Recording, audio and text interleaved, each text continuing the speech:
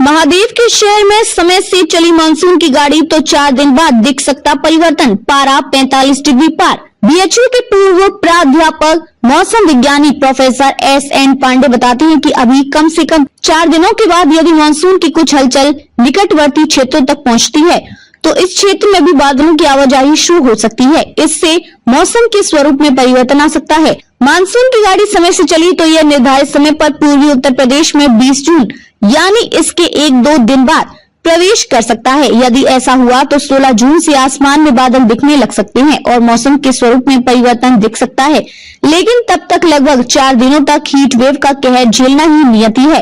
पारा मंगलवार को भी चढ़कर 45 के पार हो गया। पूरे दिन आसमान से आग बरसती रही, हवाएं अंगार लिए तन बन झुलसाती रही। अस्पतालों में हीट स्ट्रोक के मरीजों की संख्या बढ़ती रही। सुबह ही तीखी और चमड़ी झुलसाते हुए प्रचंड धूप के साथ हुई।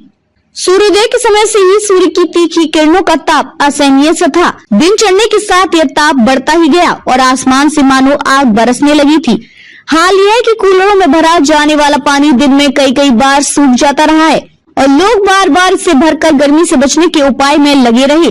सीलिंग फैन भी छत की गर्मी लेकर जला देने वाली गर्म हवा फेंक रहे थे।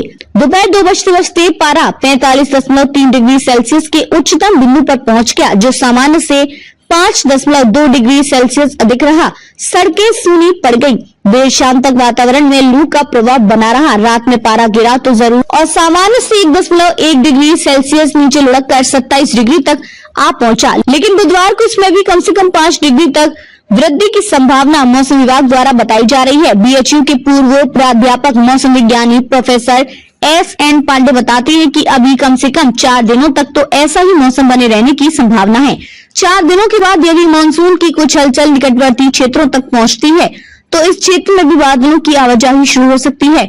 इससे मौसम के स्वरूप में परिवर्तन आ सकता है। उन्होंने बताया कि मानसून समय से चल रहा है और अभी मुंबई तक पहुंच चुका है। ऐसे में इसकी यही गति बनी रही तो 20 या 22 जून तक यह पूर्वी उत्तर प्रदेश में पहुंच सकता है।